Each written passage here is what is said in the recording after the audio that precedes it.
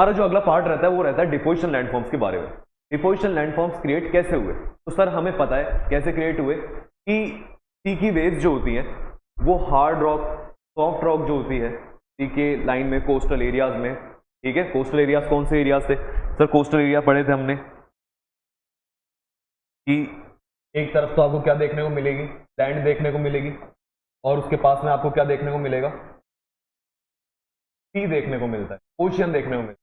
तो ये बीच वाला जो पार्ट है जहाँ पे इन दोनों का एरिया जहाँ पे मिक्स हो रहा है, जहाँ पे आपको लैंड भी है, सी भी है, दोनों चीजें देखने को मिलती है, उसको हम कोस्टल एरिया कहते हैं। और इन कोस्टल एरिया में क्या हुआ था, जो हार्ड रॉक होती थी, सॉफ्ट रॉक होती थी, वो इरोड हो रही थी सी की वेव्स की वजह से, वेदरिंग हो रही थी, और उनके जो सेडिमेंट्स हैं, उनकी जो सैंड है या फिर उनके जो पार्टिकल्स हैं, वो सी के वाटर में मिक्स होके किसी दूसरी जगह पे जाके डिपॉजिट हो रहे थे, ठीक है। तो जहां पे वो डिपॉजिट हो रहे थे वहां पे हमको कौन से लैंडफॉर्म देखने को मिलेंगे? डिपोजिशनल लैंडफॉर्म्स देखने को मिलेंगे, उसी के बारे में देखते हैं, ठीक है। लेकिन आपको एक चीज समझ में आएगी सर, डिपोजिशन लैंडफॉर्म्स में जो बनने वाले हैं ना, वो सारे सैंड के छोटे छोटे पार्टिकल की वजह से बनेंगे, क्योंकि वेव्स आ रही है, जैसे रॉक के टकराएंगे तो रॉक के छोटे छोटे पार्टिकल लेके अपने साथ में आ जाती है।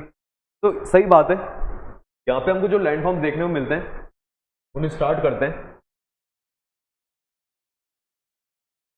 लेकिन अगर आप इस डायग्राम को समझेंगे तो आपको 4-5 लैंडफॉर्म एक साथ समझ में आ जाएंगे इस डायग्राम के थ्रू, है ना। देखो क्या चीज समझनी है हमको।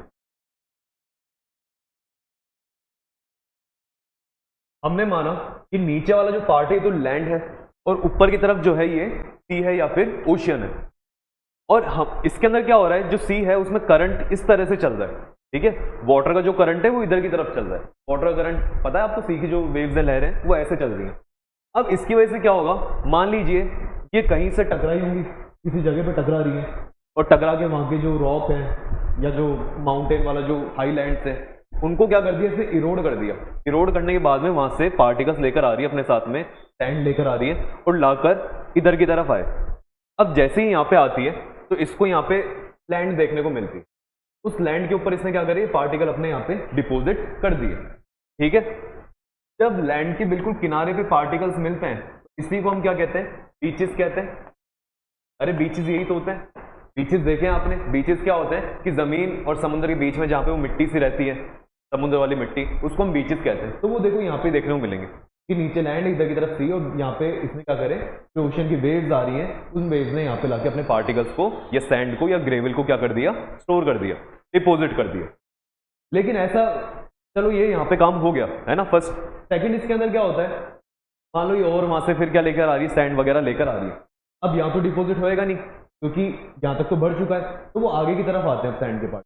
आगे की तरफ आएंगे तो उनको क्या देखने को मिला, मान लीजिए ऐसा हुआ कि यहाँ पर इस तरह का एक गैप है, ठीक है। लैंड के बीच में क्या है, एक गैप है, और उसमें सी का वाटर क्या है, फिल हो रखा है, ये भरा हुआ है पानी।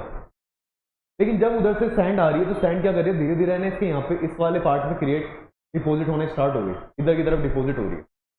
जब यहाँ पे डिपोजिट होने लगेगी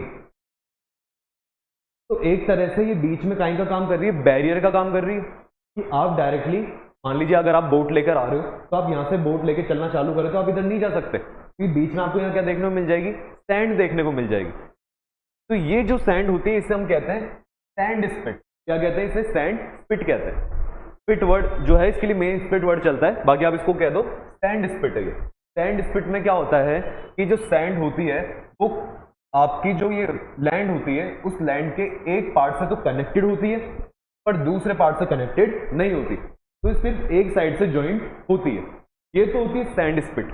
लेकिन आप कहोगे सर होगा क्या, टाइम के साथ में और यहाँ पे सैंड आती रहेगी, और धीरे धीरे धीरे धीरे करते करते ये पूरी इससे क्या कर देगी, यहाँ पे सैंड ही सैंड हो जाएगी इस वाले पार्ट, और ये यहाँ से इसका बीच का कनेक्शन क्या हो जाएगा, खत्म हो जाएगा। जैसे ही कनेक्शन खत्म होगा तो अब हम इसको सैंड स्पिट ना कह के हम इसको कहने लग जाएंगे सैंड बार। क्या कहेंगे इसे, सैंड बार। बार क्या होता है, बार दोनों लैंड से कनेक्टेड होता है, और इसकी वजह से एक ये जो पार्ट है इधर की तरफ, ये शैलो वाटर जो है यहाँ पे ओशियन का, वो बिल्कुल क्या हो जाता है, अलग हो जाता है। और आप कहोगे सर ये जो वाटर अलग हो जाता है ना ओशियन वाला, ठीक है, मेन ओशियन से अगर ये बिल्कुल अलग होता है तो आपने एक वर्ड बताया था, इनको क्या कहा जाता है, लेगून कहा जाता है। कौन सी लेक कहा जाता है, लेगून लेक कहा जाता है। आया समझ में? इस तरह से यहाँ पे लेगून लेक फॉर्म हो गई। तो हमने तीन चीजें देखी, बीचेस, स्पिट और फिर बार। बार दोनों साइड से ज्वाइंट हो रखे हैं, ठीक है, स्पिट एक साइड से ज्वाइंट हो रखी है और बीचेस तो अलग चीज है।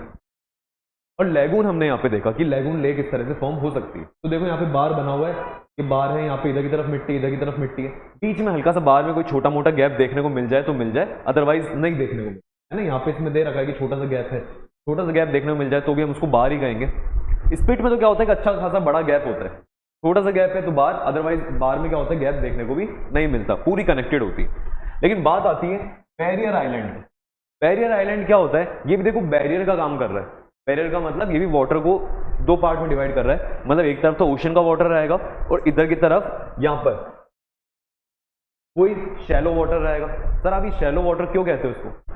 होता क्या है, समुंदर के आप जब किनारे पे रहते हो, है ना, तो अब देखा करो, अगर आपने कहीं वीडियो वगैरह में देखे हैं, फोटोज वगैरह में देखे हैं, आप कहीं घूमने गए हो, है ना, कोस्टल एरिया में, तो जैसे ही आप समुद्र के अंदर उतरते हो तो ऐसा नहीं होता आप अचानक से नीचे चले गए, इतनी डेप्थ है, नहीं, समुद्र का जो लेवल है वो धीरे धीरे ऐसे गहरा होने लगता है, क्योंकि इधर की तरफ आपको अच्छी खासी सैंड मिलती है, फिर आप जैसे जैसे जाओगे आगे फिर डेप्थ इंक्रीज होती है, गहराई फिर बढ़ती चली जाती है। तो इसकी वजह से क्या होगा, अगर मैं मान लीजिए यहाँ पे रह रहा हूँ और मैं इधर की तरफ जाऊंगा तो यहाँ पे मुझे ज्यादा गहराई नहीं मिलेगी, जब मैं आगे जाता रहूंगा तब जाके यहाँ पे जाके समुद्र का पानी जो है वो डेप्थ तक मुझे देखने को मिलेगा, पर यहाँ पे नहीं मिलता। यहाँ पे डेप्थ तक देखने को नहीं मिलता, उसको हम शैलो वाटर कहते हैं। क्या कहते हैं उसे? Shallow water. तो अगर यहाँ पे बैरियर आइलैंड आया, बैरियर आइलैंड मतलब कोई आइलैंड क्रिएट हो गया, उस आइलैंड की वजह से इधर का वाटर उधर का वाटर थोड़ा अलग होने लग गया, इस बैरियर आइलैंड की वजह से, तो हम क्या कहेंगे इसको हम कह देंगे यहाँ पे क्या बन गया, शैलो वाटर। आगे समझ में? हाँ, इधर से इसमें पानी ऐसे जा रहा है समुद्र का, निकल रहा है आराम से, आप ही मत देखो दोनों तरफ से पैक है, इधर से उधर जा रहा है पानी, पर फिर भी यहाँ पे इतनी हलचल देखने को नहीं मिलती हमको वाटर में, कि वाटर में जैसे जितनी हमको मेन एक ओशन में देखने को मिलती है ना। यहाँ पे लोग आराम से जाओ, नाव दो, कुछ भी करो, खेलो वगैरह, जो भी आपकी इच्छा है ना, क्योंकि इतना डीप नहीं है ये कि यहाँ पे कोई आपको ज्यादा मरीन या फिर एक्वेटिक एनिमल्स देखने को मिले, यहाँ पे इतना ऐसा कुछ देखने को नहीं मिलेगा। लेकिन जब आप बात करते हैं किस तरीके, फिर अगला वर्ड क्या है, टोम्बोलो। ठीक है, टोम्बोलो क्या चीज है? टोम्बोलो ये चीज है, जैसे मान लीजिए कोई आइलैंड है, जैसे ये वाला आइलैंड है ना, अपन इसी की बात कर लेते हैं तो और किसी को करें। आइलैंड का मान लीजिए ये वाला पार्ट, इधर वाला पार्ट, और यहाँ पे जो सैंड है ये जाके धीरे धीरे इस तरह से डिपोजिट हो गई। सर ये क्या हुआ? ये ऐसा हुआ कि जो मेन लैंड है यहाँ से डिपोजिशन होना स्टार्ट हुआ सैंड का, और वो सैंड धीरे धीरे धीरे पहुंचते पहुंचते कहाँ तक पहुंच गई, एक आइलैंड तक पहुंच गई। तो अगर आपको इस आइलैंड पे अगर जाना है तो आप इस सैंड के ऊपर से, इस जगह के ऊपर से पैदल पैदल होते हुए जा सकते हैं। तो ये जो कनेक्शन वाला पार्ट है, ये जो बैरियर है यहाँ पे, ठीक है, इसको अपन क्या कह देंगे, टोम्बोलो कह देंगे। क्या कह देंगे इसे? टोम्बोलो। तो सर मतलब आपने इसको क्या करा, अगर जो सॉइल होती, ये सैंड होती है, ये सैंड अगर एक साइड से कनेक्टेड है और दूसरी साइड से कनेक्टेड नहीं है, तब तो आपने इसको स्पिट कहा। अगर ये दोनों साइड से कनेक्ट हो गई और वाटर की बॉडी को अलग कर दिया एक, तब आपने इसको बार कहा। अगर यहीं से ये सैंड किसी मान लीजिए आइलैंड से जाके मिल जाती है, ठीक है, और एक बीच में रास्ता बन जाता है, तो आपने इसको टोम्बोलो कहा। हो सकता है ये आइलैंड से मिले, या फिर किसी कोई रॉकी सी सरफेस है, छोटी, बड़ा आइलैंड ये छोटा सा है, या फिर हमने एक स्टैग नाम की चीज, स्टैग याद है आपको? समुद्र के अंदर यहाँ पे जैसे मान लीजिए एक छोटा सा टुकड़ा रह गया, तो स्टैग कहा था, स्टैग याद है? भूल गए? अभी ओरिजिनल लैंडफॉर्म में देखा था स्टैग। तो उस स्टैग से जाके अगर मान लीजिए इस तरह जुड़ जाती है सैंड, तो भी आप उसको क्या कहते हैं? टोम्बोलो कहते हैं। ठीक है, हमें समझ में आया, लेकिन आप इसके डायग्राम दिखाओ तो और अच्छे समझ में आएगा। देखो डायग्राम से आप समझोगे इसको अच्छे से। सबसे पहले किसकी बात करते हैं? बीच की बात करते हैं। देखो पहले वाला डायग्राम क्यों जरूरी है, वो इसलिए जरूरी है, वो दिखाता है कि किधर की तरफ से ओशन की वेव्स आ रही हैं, ओशन का करंट आ रहा है, और वो स्टार्टिंग से डिपॉजिट करते हुए चलता है। पहले वो डिपॉजिट करेगा, अगर जमीन के किनारे, अगर बिल्कुल लैंड के किनारे पे डिपोजिशन हुआ, जैसे लैंड है उसके किनारे पे डिपोजिशन होगा, तो बीचेस बन गए। ठीक है, यहाँ पे आपको फाइन क्या देखने को मिल जाएगी? सैंड देखने को मिल जाती है, ग्रेवल देखने को मिल जाते हैं। एक्यूमुलेशन ऑफ सैंड, सिंगल और pebbles along the shore by wave action, यहाँ पे आके इसने इकट्ठा कर दिया। लेकिन अगर वो क्या करता है, किसी ऐसी जगह पे इकट्ठा करता है जहाँ पे एक तरफ तो ओशन का वाटर रह जाए और एक तरफ पे वो शैलो वाटर रह जाए, और उसके बीच में अगर बैरियर का कुछ बना दे, उसके बीच में कुछ बैरियर सा बना दे, देखो इस तरह का बैरियर, ये पूरा ओशन है, चारों तरफ ओशन है, लेकिन बीच में देखो ये अचानक से एक सैंड की बार, वो सैंड स्प्लिट यहाँ पे देखने को मिलेगी। क्या देखने को मिलेगी? Sand split. सैंड बार तो मैं इसको कब कहूंगा, जब ये पूरी ऐसे घूमते हुए यहाँ पे आके टच हो जाए और ये जो वाटर की बॉडी है फिर ये बिल्कुल ही अलग हो गई, तब मैं इसको क्या कह दूंगा, सैंड बार। लेकिन जब तक टच नहीं हो रखी तब तक मैं इसको क्या कहूंगा, सैंड स्पिट कहूंगा। और ये जो सैंड स्पिट है, सबसे बड़ी जो आपको सैंड स्पिट देखने को मिलती है वो आपको देखने को मिलती है सी ऑफ एज़ोव में। सी ऑफ एज़ोव है, ठीक है। चलिए कहां पर है, क्रीमिया पेनिनसुला,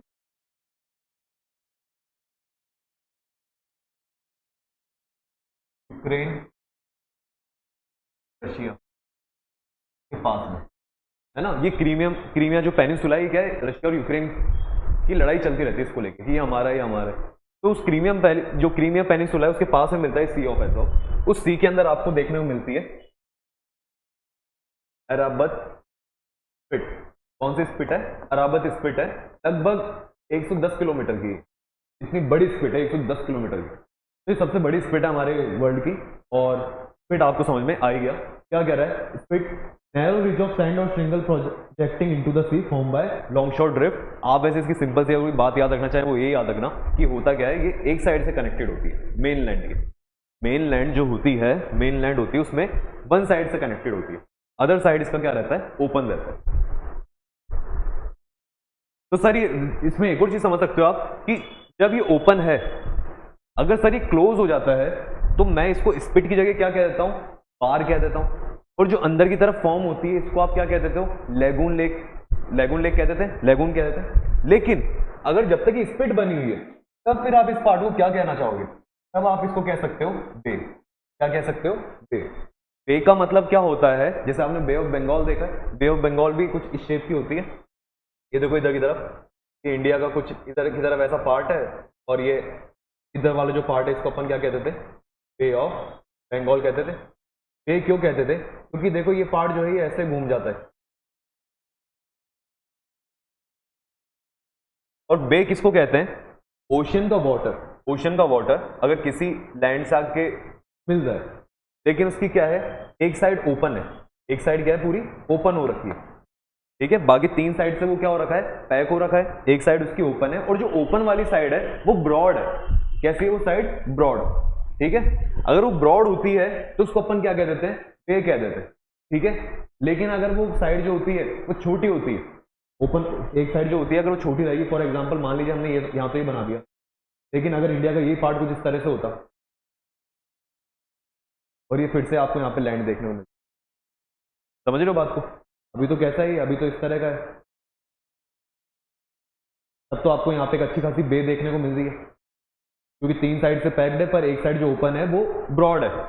लेकिन अगर वो ब्रॉड ना होकर ऐसे पतली सी होती है तो उसको कहते हैं गल्फ। क्या कहा जाता है उसे, गल्फ कहा जाता है। तो आपने सुना होगा कभी gulf of Mexico, gulf of Oman, ठीक है, ये गल्फ होती है। तो आप ये चीज़ थोड़ी सी लिख लेना, कभी अपन बाद में इसको पढ़ेंगे तो मैं ऐसा करूँगा, कुछ टर्म्स स्पेशल जो टर्म्स होती हैं जो आपके इसमें काम आती है। हालांकि ये चीज़ गल्फ पे जो है उसमें पढ़ा था मैं आपको मैपिंग के टाइम पे, लेकिन देख लूंगा बीच बीच में कोई इस तरह की टर्म्स होंगी बता दूंगा। ये बता दी तो आप इसको नोट कर लेना, अगर बताइए तो काम आएगी आएगी। तो हम इसको बे कह सकते हैं यहाँ पे, ठीक है सर। स्पिट समझ में आ गया। लेगून लेक दिखाओ, ये देखो बार जो है वो इधर वाले पार्ट से और इधर वाले पार्ट दोनों से टच हो गई है। जब सैंड दोनों तरफ से टच हो जाती है और एक बैरियर का काम करती है, तो जो इधर की तरफ अंदर की तरफ शैलो वाटर एनक्लोज हो जाता है, अंदर की तरफ रह जाता है, उससे हम क्या कहते हैं, लेगून कहते हैं। क्या कहते हैं उसे, लेगून। और लेगून लेक का हमने एक एग्जांपल देखा था, चिली का लेक देखी थी, ठीक है, मैंने बताया था आपको जब लेक्स पढ़ रहे थे। तो लेगून लेक का एग्जांपल है। रिज ऑफ सैंड और श्रिंगल कनेक्टिंग टू हेडलैंड, दो हेडलैंड्स को इसने क्या कर लिया, कनेक्ट कर लिया। कटिंग ऑफ ए बे, और बे को क्या कर दिया, कट ऑफ कर दिया, मतलब बे को खत्म कर दिया। तो ये जब तक ये खुला रहेगा तब तक बे, और जैसे ही कंप्लीट बंद हो गया तो लेगून। आए अब समझ में। तो डायग्राम से भी हमको चीज समझ में आती है। देखो लेगून का भी कह रहा है, shallow water body separated from the sea by bar lagoon island. Lagoon lake क्या होती है, लेगून लेक क्रिएट होती है जब या तो बार बन जाए बीच में, ठीक है, ये तो लेगून दो बार लिख दिया, इसको छोड़ो, या फिर क्या आ जाए, आइलैंड आ जाए। अभी आइलैंड भी देखा था हमने, ठीक है, लेकिन वो आइलैंड जो हमने देखा था वो तो दोनों तरफ से ओपन था, ठीक है, तो वहां पे लेगून लेक क्रिएट नहीं होगी। पर कोई ऐसा आइलैंड जिस आइलैंड ने क्या कर रखा है, अपने पास में समुद्र का जो पानी है, ओशन का जो वाटर है, उसको क्या कर रखा है, एनक्लोज्ड कर रखा है। तो वहां पे भी क्या होती है, लेगून लेक फॉर्म होती है। अभी बताऊंगा आइलैंड की वजह से कैसे होती है, अभी हम देखेंगे। ठीक है, ये वाला पार्ट एंड में बताता हूं आपको। लेकिन सर ये टोम्बोलो क्या था? अब देखो सब टोम्बोलो भी हमको समझ में आ रहा है कि ये तो मेन लैंड है, और इससे यहाँ पे क्या है, बीच में सैंड दिखाई दे रही है, और सैंड से कोई एक टेक आइलैंड, ठीक है, इस तरह की रॉक जो है वो कनेक्टेड है। और आप यहाँ से पैदल पैदल वहां तक जाओ, पैदल पैदल वापस आ जाओ। एक अच्छी जगह है, इधर समुद्र का पानी है, इधर समुद्र का पानी है। ठीक है, इसको हम क्या कहते हैं, टोम्बोलो कहते हैं। सैंड और shingle bridge connecting an island to the mainland. Island को मेनलैंड से क्या करती है, कनेक्ट करती है। इस तरह की बात है। तो अगर हमको पहला डायग्राम वो समझते हैं ना हम, तब तो हमको इसको थोड़ी सी डिटेल पता लगती है कि चीजें फॉर्म कैसे हो रही है। फिर जैसे हम इन डायग्राम्स को देखते हैं तो हमको लगता है अच्छा रियल लाइफ में इस तरह से एग्जिस्ट कर रही है। तो अब ध्यान रखना इन चीजों का। अब ये अलग से आता है एक सॉल्ट मार्शेस। ठीक है, सॉल्ट मार्शेस जो होती हैं, इनको आप चाहो तो कोस्टल वेटलैंड्स भी कह सकते हैं। बात होती है सारी कोस्टल वेटलैंड्स होते क्या, कि अभी मैंने आपको बताया जैसे होता क्या था। मान लो थोड़ा सा अपन टाइम में पीछे चलते हैं, तो सी का जो लेवल था, वाटर का लेवल था, वो इतना ऊपर नहीं था। तो डायग्राम भी बनाते हैं इसका साथ में। सी के वाटर का लेवल इतना ऊपर नहीं था। जैसे मान लीजिए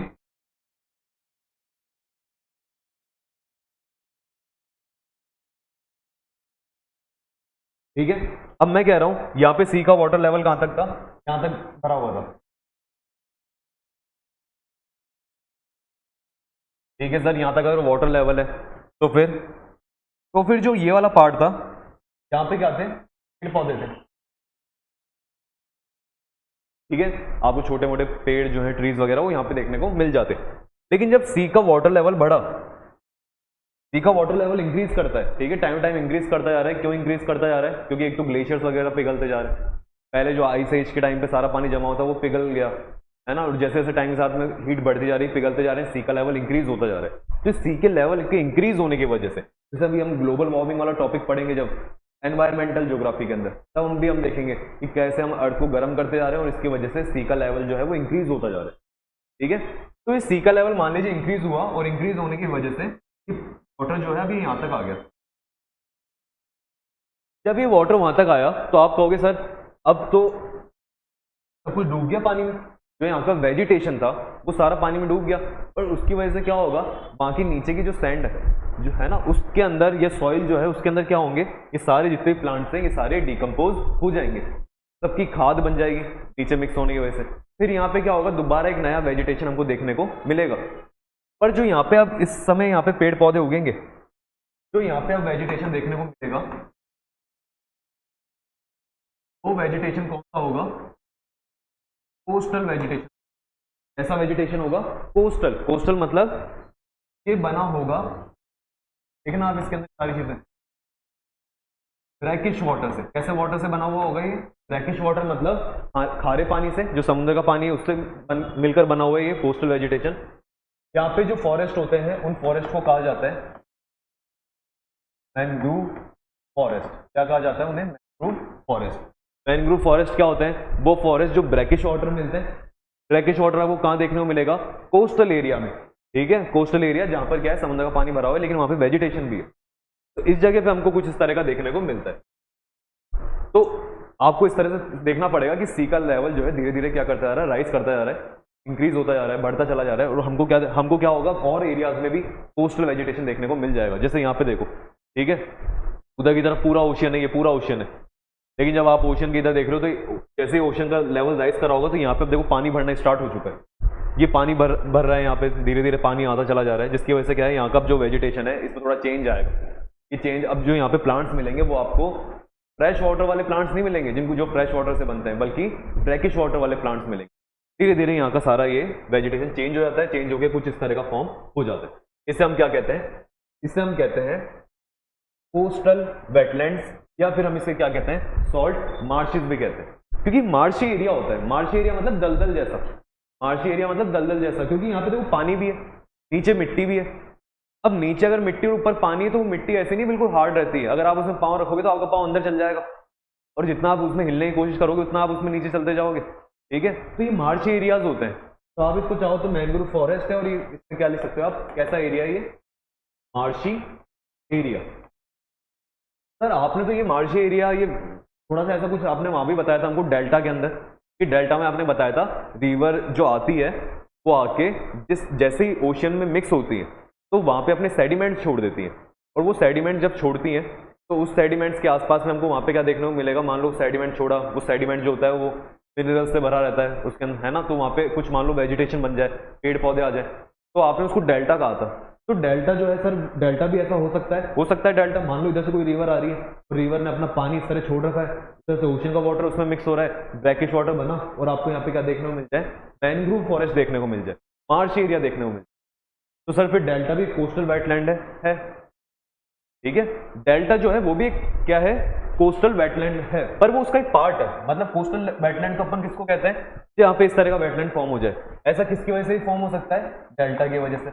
ऐसा किसकी वजह से भी फॉर्म हो सकता है, सी लेवल राइज की वजह से। ऐसा किसकी वजह से भी फॉर्म हो सकता है,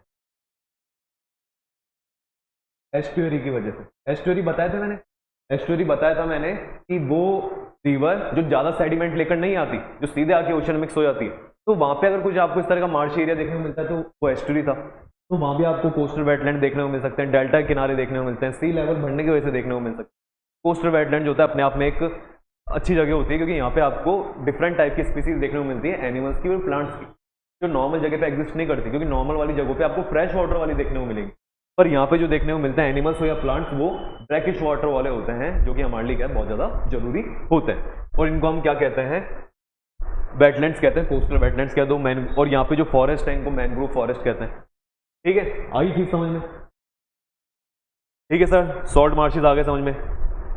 तो यहाँ पर आपका जो है ये डिपोजिशनल लैंडफॉर्म वाला पार्ट कंप्लीट हो गया, ज्यादा नहीं था इसमें, बस हमको चीजें क्या समझ में आनी चाहिए, हमको नाम पता होने चाहिए, और वो चीजें बनी कैसे हैं ये पता होना चाहिए। थोड़ा थोड़ा आप इनके बारे में लिखते चलें, जो जो मैंने बताया, जो जो लिखा उनको लिखते चलते रहना, है ना, बस इतना ही हमको आइडिया होना चाहिए, बिल्कुल नहीं जाना हमको डिटेल में कि टॉम बोलो जो होगा वो कैसे ही बनेगा, कितने डिग्री से किस एंगल से मिट्टी आएगी, समुद्र की वेव किधर को जाएगी, इतना नहीं पढ़ना हमको, है ना। हमको बस आइडिया होना चाहिए कि बना कैसे, क्या है क्या नहीं, क्योंकि हम ज्योग्राफी पढ़ रहे हैं अभी यहाँ पे, इतना हम उसके अंदर इतनी डिटेल क्यों पढ़नी है, उसकी कोई सेंस नहीं बनेगा वहाँ पे। आपके एग्जाम के पॉइंट ऑफ व्यू से जो जरूरी है वो ये चीज़ है, और बल्कि आप थोड़ा सा उससे ज़्यादा ही पढ़ रहे हैं, तो आपके एग्जाम के पॉइंट ऑफ व्यू से थोड़ा ज़्यादा ही पढ़ के चलते हो आप, ये भी ध्यान रखो। तो इसलिए और उसको ज़्यादा डिटेल में पढ़ना कोई सेंस नहीं देगा यहाँ पे।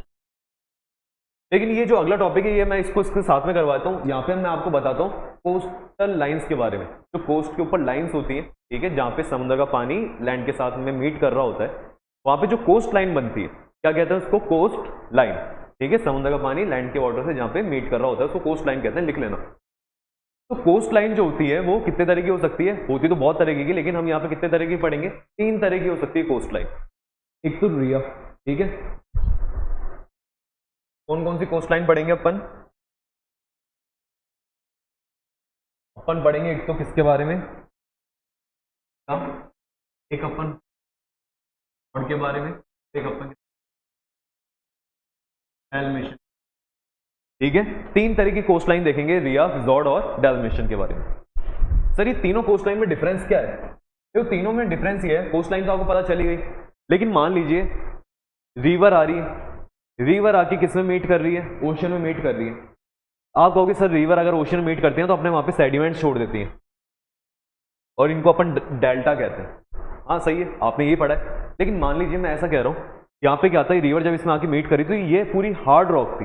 कैसी रॉक थी, हार्ड रॉक, और जब रिवर यहाँ से निकली तो इस हार्ड रॉक को इसने क्या कर दिया, यहाँ पे इरोड कर दिया। देखो इसको वो डेल्टा वाला सेडिमेंट मत मानो कि सेडिमेंट लाके छोड़े इसने, नहीं, ये पूरी एक हार्ड रॉक थी, और बीच में से जब रिवर आई तो रिवर ने इसको यहाँ से इरोड करा, यहाँ से इरोड करा, इरोड कर करके आगे जाके मीट हो गई वो।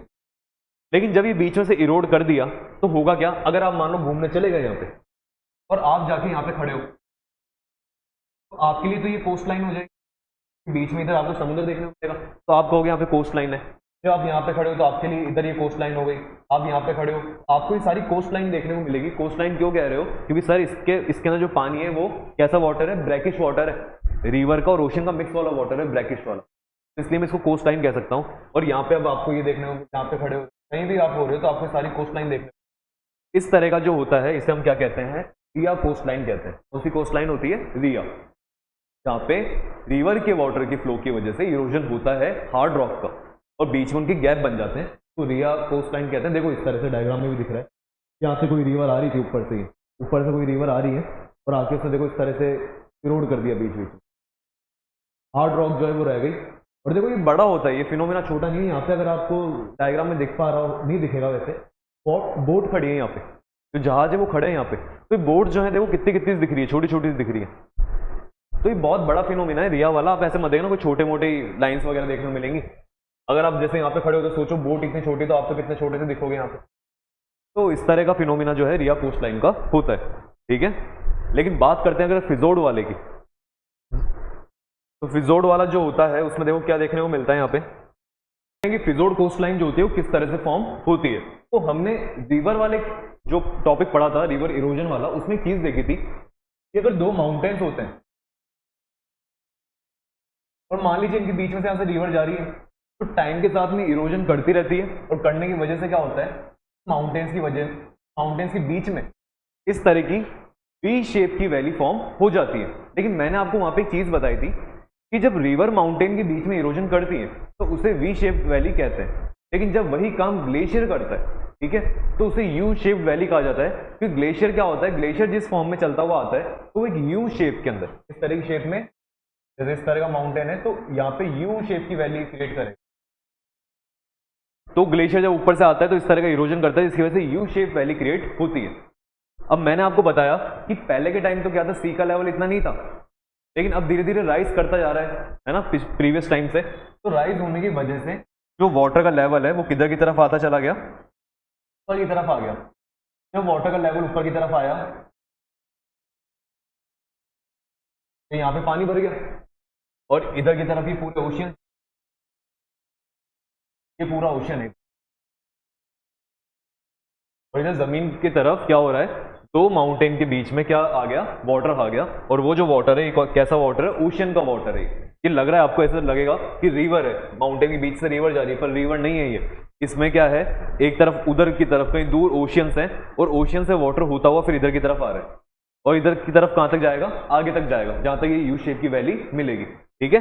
तो ये वाटर जो उधर से आ रहा है ये सारा ओशियन वाटर। और इस तरह की, अब अगर आप मान लीजिए यहाँ पर खड़े होते हैं, ठीक है, इस वाली जगह पे खड़े होंगे तो आप कहोगे ये तो देखो कोस्टल लाइन है। कोस्टल लाइन क्यों, क्योंकि यहाँ तो समुद्र का पानी है, तो है ना, और इधर मैं तो लैंड पे खड़ा हूँ, तो ये कोस्टल लाइन है। ऐसी कोस्टल लाइन को अपन कौन सी कोस्ट कहते हैं, फिजोर्ड कोस्ट कहा जाता है, ठीक है। ये जे कर लेना इसको आई की जगह, है ना। तो फिजोर्ड कोस्ट होती है। और फिजोर्ड कोस्ट क्या है, ground glacial valleys with steep side, कि ग्लेशियल की वैलीज होती है जिनके बीच में स्टीप साइड होती है ना, ढलान होती है बहुत तेज, और नीचे की तरफ फिर वहां पे क्या देखने को मिलेगा, ओशन वाटर देखने को मिलेगा। फोटो में आपको ऐसा लग सकता है कि रिवर है, पर रिवर नहीं, मैं कह रहा हूँ उधर कहीं ओशन है और उसका पानी इधर की तरफ आ रहा है, क्योंकि यहाँ पे यू शेप की वैली फॉर्म हो गई। और ये वाटर भी डीप होता है, ठीक है, अच्छा खासा डीप वाटर होता है ये। तो इस तरह से फिजोर्ड कोस्ट फॉर्म होती है। लेकिन अगर यहाँ पे मान लीजिए इस तरह के माउंटेन्स नहीं है, कोई दूसरा इस तरह का फिनोमिना देखने को मिलेगा, तो आप उसको कौन सी कोस्ट कहते हो, डेल्मेशियन कोस्ट कहते हो। डेल्मेशियन कोस्ट में क्या होता है कि नॉर्मल क्या था, लैंड थी, ठीक है, ये पूरी एक लैंड है, यहाँ पे एक जमीन है पूरी, लेकिन इसमें क्या हुआ, बीच में कहीं पे रिज बन गई। रिज मतलब आपको पता है जमीन अलग होती है, बीच में खाली जगह, तो वहां पे रिज बन गई। या रिज की जगह मान लीजिए आप कहते हो सर इसको रिज भी कह सकते हो, चाहो तो आप इसको वैली भी कह सकते हो, इस तरह का बन गया। अभी इस तरह का बना, तो बनने की वजह से क्या हुआ भाई, जो नीचे की तरफ आया यहाँ पे क्या बढ़ जाएगा, तो वाटर आ जाएगा, तो पानी आ जाएगा। कुछ पार्ट ऊपर रह गया, कुछ पार्ट कहाँ चला गया, नीचे, और जो नीचे गया वहां पे क्या भर गया, जो ओशियन का वाटर है वो वहां पे फिल हो गया। जो ओशियन का वाटर वहां पे फिल हुआ, तो हमने क्या कहा कि जो नीचे की तरफ होता है उसे कहते हैं एंटीक्लाइन, क्या कहते हैं, क्लाइन, और जो ऊपर की तरफ होता है उसे क्या कहते हैं अपन, सिंक्लाइन। तो इस एंटीक्लाइन और सिंक्लाइन की वजह से, जैसे देखो यहाँ पे क्या हुआ, ये वाला जो जमीन है ये नीचे की तरफ चली गई और ये ऊपर की तरफ रह गई। जो ऊपर की तरफ रही वहां तो कुछ ही नहीं है, लेकिन नीचे वाली में क्या हो गया, ओशन का वाटर फिल हो गया। वाटर फिल होते ही वहां तो सिंक्लाइन हो, वो वहां तो सिंक्लाइन हो गया नीचे की तरफ। अच्छा उल्टा लिख दिया मैंने, इसको सही कर लेना। जो नीचे की तरफ सिंक करता है ना उसको सिंक लाइन कहते हैं, और जो ऊपर की तरफ रहता है उसे सिंक लाइन। तो जो नीचे की तरफ चला गया, यहाँ पे जो वैली या रिज नीचे की तरफ चली गई वो तो सिंक लाइन हो गई, और जो ऊपर की तरफ रह गया वो एंटिक लाइन, फिर सिंक लाइन, फिर एंटिक लाइन, फिर देखो सिंक लाइन, फिर एंटिक लाइन। तो ये क्या हो रहा है, क्या ये ग्लेशियर की वजह से ऐसा हुआ? नहीं सर, ये तो क्या हुआ, यहाँ पे रिजेस और वैली फॉर्म हो गई। तो डेल्मेशन में क्या होता है, वैलीज या रिजेस जो सबमर्ज्ड हो जाती है, अंदर चल जाती है, वाटर के नीचे की तरफ चल जाती है, और इसकी वजह से क्या होता है, जो ऊपर की तरफ रह जाएगा, अभी जैसे रह गया तो हमको लगेगा आइलैंड है, ठीक है। आइलैंड क्या होता है, एक वो लैंड की बॉडी जो चारों तरफ से किससे सराउंड होती है, ओशियन के वाटर से, है ना, या रिवर वाटर से भी हो सकती है। तो लेकिन वो चारों तरफ से वाटर से सराउंडेड होनी चाहिए। तो ये हमको आइलैंड देखने को मिलता है, ये देखो आइलैंड, रिविरा, ये सारे आइलैंड्स बन गए यहाँ पे। और ये सारे आइलैंड्स एक्चुअल में क्या है, ये सारे आइलैंड किसके पार्ट है, एंटीक्लाइन पार्ट जो है उसके पार्ट है। तो हमने समझा जब रिजेस और वैली सबमर्ज्ड होती है उसकी वजह से बनती है डेल्मेशन कोस्ट, ठीक है। कहाँ पे देखने को मिलती है, डेल्मेशन कोस्ट जो होती है ये आपको क्रोएशिया में ज्यादा देखने को मिलेगी, ठीक है। कहाँ देखने को मिलेगी आपको,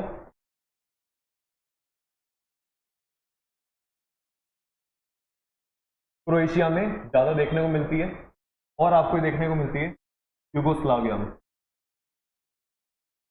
या तो क्रोएशिया में ज्यादा देखने को मिलेगी या फिर यूगोस्लाविया में। यूगोस्लाविया जो है ना वहीं पर डेल्मेशन कोस्ट नाम की जगह है, इसलिए इस वाली टाइप की कोस्ट को डेल्मेशन कोस्ट लाइन कहना चालू कर दिया हमने, है ना। यूगोस्लाविया जो है वहां पे हमको क्या देखना चाहिए, डेल्मेशन कोस्ट देख, रीजन की वजह से हमने इन वाली कोस्ट लाइन को डेल्मेशन कोस्ट कहना स्टार्ट कर दिया। तो आपको इसमें सिर्फ क्या रखना है, डेल्मेशन कोस्ट बनती क्यों है, क्या रीजन है, रीजेस और वैली क्या हो जाती है, सबमर्ज्ड हो जाती है। क्रोएशिया यूगोस्लाविया में देखने को मिलती है। आपसे कोई पूछेगा फिजोर्ड्स जो होते हैं, फिजोर्ड कोस्ट लाइन जो होती है वो कैसे देखने को मिलती है, तो आप कहोगे ग्लेशियर के एक्शन की वजह से। कैसे एक्शन की वजह से, ग्लेशियर के एक्शन की वजह से हमको क्या देखने को मिलती है, फिजोर्ड कोस्ट लाइन देखने को मिलती है, जहां पे वाटर होता है वो बहुत ज्यादा क्या रहता है, डीप रहता है। वहीं अगर आपसे कोई पूछे कि रिया कोस्ट लाइन आपको कब देखने को मिलेगी, तो जब रिवर क्या होती है, रिवर क्या क्रिएट करती है, यहाँ पे कटिंग्स करना स्टार्ट कर देती है। मेन जो लैंड है, जो हार्ड रॉक है, उनकी कटिंग्स करना स्टार्ट करती है, तो उसकी वजह से हमको वहां पे जो कोस्ट लाइन देखने को मिलेगी वो रिया कोस्ट लाइन होती है। तो ये तो रिवर की वजह से फॉर्म हुई, रिवर वैलीज की वजह से। ये फॉर्म होती है आपकी ग्लेशियल वैलीज की वजह से, और ये फॉर्म होती है आपकी रिजेस या फिर नॉर्मल वैलीज की वजह से। इस तरह से आपने कितनी कोस्ट लाइन को देखा, 3 कोस्ट लाइन को देख लिया। तो तीनों कोस्ट लाइन आपको पढ़नी, यहाँ पे पढ़ लेनी चाहिए हमें, क्योंकि हम कोस्टल लैंडफॉर्म देख रहे हैं तो उसके अंदर वो आती है। और आप पूछोगे इरोजनल या डिपोजिशन है, ठीक है। तो देखा जाए तो मेनली यहाँ पे क्या हो रहा है, इरोजन ही हो रहा है। तो जो ये जो कोस्टल लाइंस जो हम देख रहे हैं ये सारी इरोजनल है, ठीक है।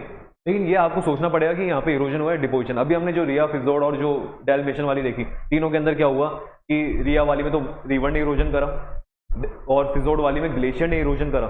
वही डेल्मेशन जो है वो इरोजन डिपोजिशन की वजह से नहीं हो रही, वो तो क्या हो गई, वो जो जमीन है, जो नॉर्मल जो लेवल था जमीन का, वहां पे रिजेस फॉर्म हो गई या वैली फॉर्म हो गई, जिसकी वजह से वो नीचे चली गई और ऊपर की तरफ वाटर फिल हो गया।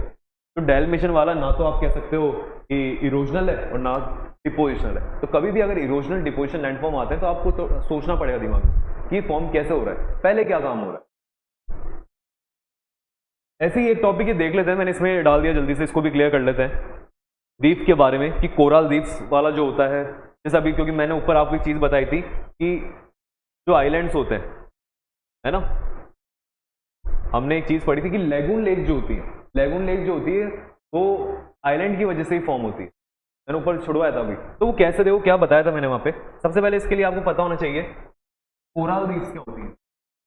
कोरल रीफ्स देखो बहुत अच्छी चीज है, ये पता होनी चाहिए बारे में।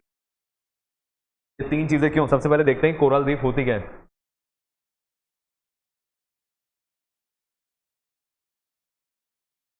कोरल, आप कहोगे एक्वेटिक ऑर्गेनिज्म, पानी में रहने वाला क्या है, एक ऑर्गेनिज्म है, ये एक्वेटिक ऑर्गेनिज्म है। टू फोटोसिंथेसिस फॉर लिविंग, रहने के लिए अपना खाना कैसे बनाता है, फोटोसिंथेसिस से बनाता है, ठीक है। Very small in size, size में क्या होते हैं, बहुत ज्यादा छोटे होते हैं। फाउंड, या फिर फाउंड से अच्छा आप इसको लिखो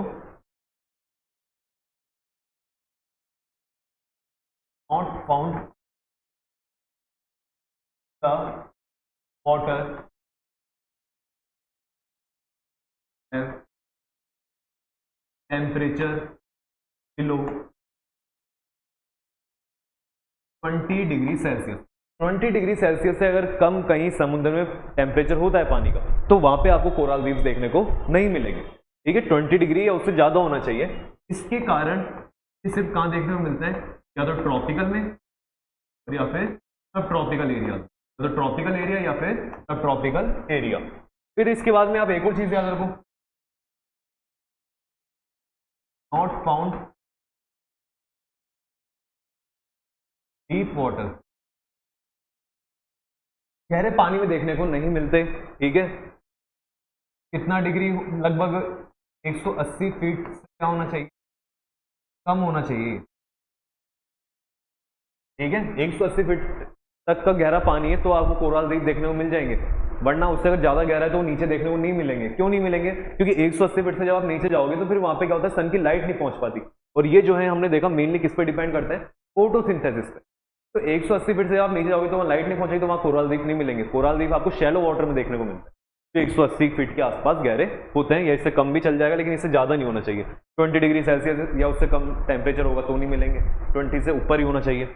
और इसके अलावा ये चीज़ें होती है, आपको कोरल रीफ के बारे में पता होनी चाहिए। और क्या होते हैं ये सीक्रेट कैल्शियम कार्बोनेट, क्या सीक्रेट करते हैं ये, calcium carbonate, which act as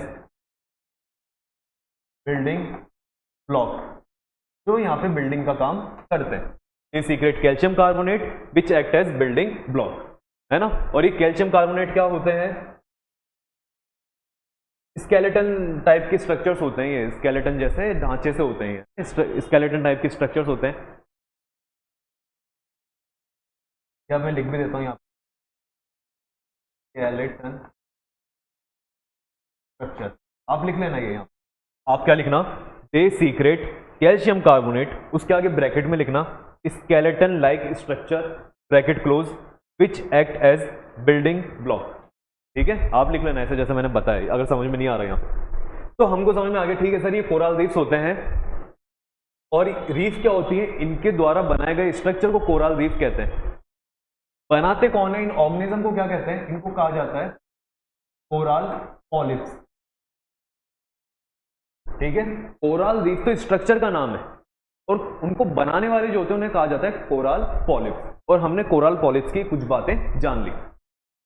और एक और इसमें चीज याद रखना कि they are found only in brackish water, या आपको ब्रैकिश वाटर में देख, या फिर आप इसको सैलाइन वाटर भी, ब्रैकिश वाटर और सैलाइन वाटर वहीं आपको देखने को मिलते हैं। Which has very less sediment, याद रखना कि वहां पे सेडिमेंट्स भी क्या होने चाहिए, कम होने चाहिए। ये दिखा ही नहीं होगा आपको, वेरी लेस सेडिमेंट्स। ठीक है, बाकी मैंने कह तो दिया, less sediment, very less sediment. तो ये आपको मैंने यहाँ पे पढ़ा दिया। ये भी क्या है, एग्जाम में क्वेश्चन आते हैं कोरल रीफ से रिगार्डिंग पूछी जाती है चीजें। चलो इसको कंप्लीट करते हैं जल्दी से। तो आपको कोरल रीफ के बारे में समझ में आ गया। अब क्या होता है, कोरल रीफ कैसे बनते हैं, जैसे मान लीजिए ये जमीन के ये समुद्र के बीच में कोई माउंटेन है, और आपको इसका रीजन पता है, माउंटेन जो है वॉल्केनिक आइलैंड, जो वॉल्केनिक माउंटेन है कैसे बना होगा, पढ़ा था हमने, याद करो, है ना, कि नीचे की तरफ हॉटस्पॉट होते हैं, उन हॉटस्पॉट की वजह से फॉर्म हो गया। तो नहीं पता चलता तो रिविजन करो, जो पुरानी क्लास है, पता चल गया तो अच्छी बात है कि यहाँ पे हॉटस्पॉट होगा नीचे, इसकी वजह से वॉल्केनिक आइलैंड फॉर्म हो गया। अभी मान लो ये टाइम के साथ में लिथोस्फेरिक जो स्लैब है ये आगे खिसक गई, याद आ रही चीजें ऐसी, ये लिथोस्फेरिक स्लैब आगे खिसक गई। अब आगे खिसकने के बाद क्या हुआ, यहाँ पे कोई वॉल्केनो वगैरह नहीं रहा, लेकिन इसके पास में आसपास में क्या फॉर्म हो गए, यहाँ पे कोरल रीफ फॉर्म हो गए। ठीक है, कोरल रीफ को सारे चीजें मिल गई जो उसको चाहिए थी, तो यहाँ पे कोरल रीफ फॉर्म हो गए। अब क्या है, कोरल रीफ जो फॉर्म हुए ना, बिल्कुल इसके अड़ा के फॉर्म हुए हैं वॉल्केनिक आइलैंड के टच होके। तो आप क्या कह सकते हो, सर जब ये कोरल रीफ नहीं थे ना, तब अगर मैं इस वॉल्केनिक आइलैंड पे खड़ा था तो मेरे लिए क्या था, ये वॉल्केनिक आइलैंड के जो नीचे रॉक थी वो किसका काम कर रही थी, कोस्ट लाइन का काम कर रही थी, वॉल्केनिक आइलैंड की रॉक। लेकिन जब ये कोरल रीफ फॉर्म हुए ना, तो मैं अब रॉक से आगे किस पे भी जा पा रहा हूँ, कोरल रीफ पे भी घूम रहा हूँ। कोरल रीफ से जब मैं आगे गया तब जाके फिर मुझे क्या देखने को मिली, वहां पे ओशियन की लाइन देखने को मिली। तो अब जो कोस्ट लाइन है वो किसकी वजह से फॉर्म होती हुई दिख रही है मुझे यहाँ पे, कोरल रीफ की वजह से। कि पहले तो क्या था, पहले रॉक थी और सीधे समुद्र था, लेकिन अब क्या है, रॉक तो है ही, उसके आगे कोरल रीफ फॉर्म हो गए।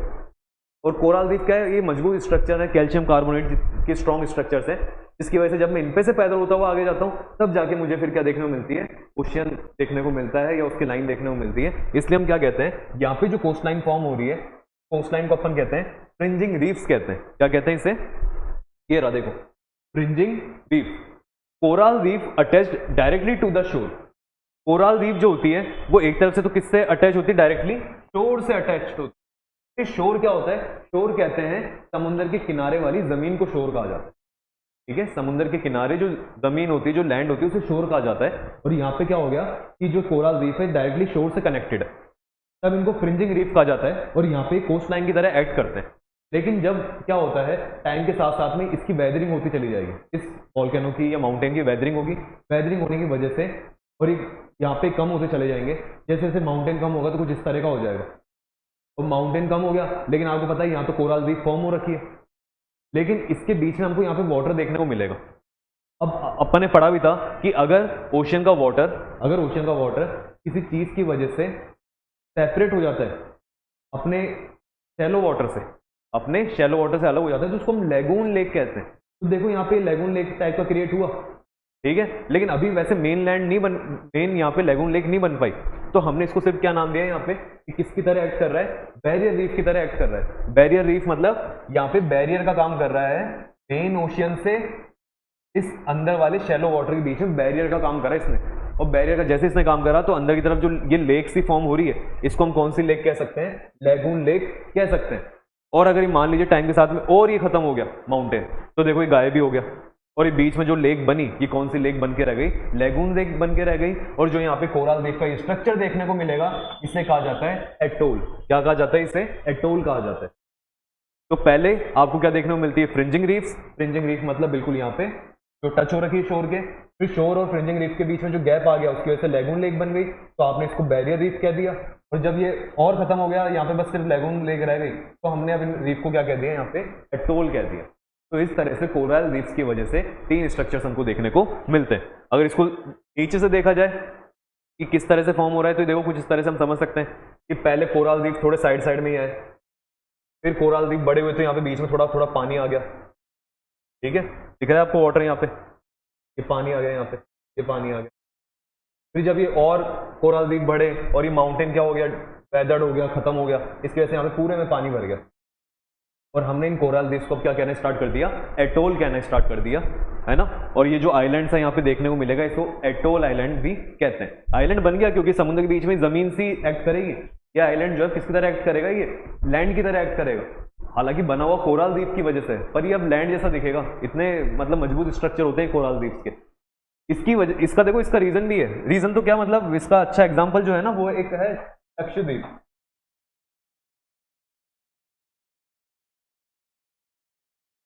लक्षद्वीप जो है, लक्षद्वीप हमको पता है हमारा आइलैंड है, कहाँ पे देखने को मिलता है, ये अरेबियन सी में। और ये कहीं से बना हुआ है, कोरल रीफ से। लक्षद्वीप जो हमारा आइलैंड है उसको हम पढ़ते हैं, वो कोरल रीफ से बना हुआ है। तो इंडिया का सबसे अच्छा एग्जांपल है कोरल रीफ से बने हुए आइलैंड का। इतने मजबूत स्ट्रक्चर से ये।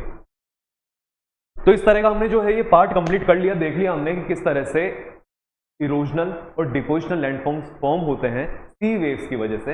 मतलब हमारा जो कोस्टल लैंडफॉर्म वाला पार्ट था वो कंप्लीट हुआ, लेकिन इसके साथ में हमने दो एक्स्ट्रा चीजें पढ़ी है इस वाले लेक्चर में, इसलिए आपको लेक्चर थोड़ा बड़ा दिख सकता है। एक तो हमने इसमें जाना कोस्ट लाइन्स के बारे में कि कोस्ट लाइन कितने तरह की हो सकती है, और एक हमने देखा कोरल रीफ के बारे में। तो यहाँ तक का लेक्चर जो है कंप्लीट होता है। आप क्या करना है, सारी चीज़ों को पढ़ना, रिवीजन करना, सारे नाम अच्छे से पता होने चाहिए और किस तरह से चीज़ें फॉर्म हुई है ये भी आपको पता होना चाहिए। लिखते रहना, नोट करते रहना, अपने नोट्स बनाते रहना। मिलेंगे अगली क्लास में जिसमें हम अगला लैंडफॉर्म देखेंगे और ट्राई करेंगे कि अगली क्लास में लैंडफॉर्म्स वाला पार्ट खत्म कर देंगे, क्योंकि दो ही लैंडफॉर्म बचने, एक तो कास्ट लैंडफॉर्म और ग्लेशियल लैंडफॉर्म, तो उसको खत्म कर लेंगे अपन एक साथ एक क्लास के अंदर। ओके, तो मिलते हैं अगली क्लास में, तब तक के लिए गुड बाय।